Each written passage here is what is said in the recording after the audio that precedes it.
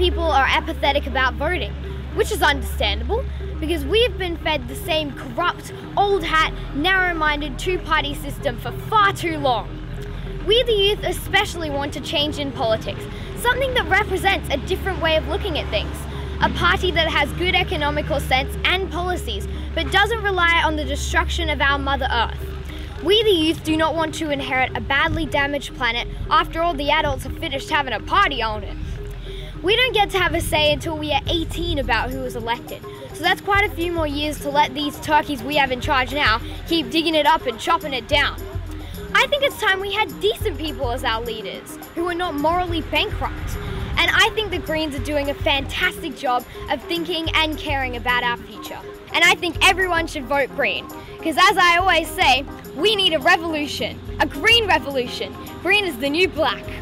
So vote 1 for Adam Geyers, and if you don't want to live in a barren gas field, put the Nationals last. Thank you.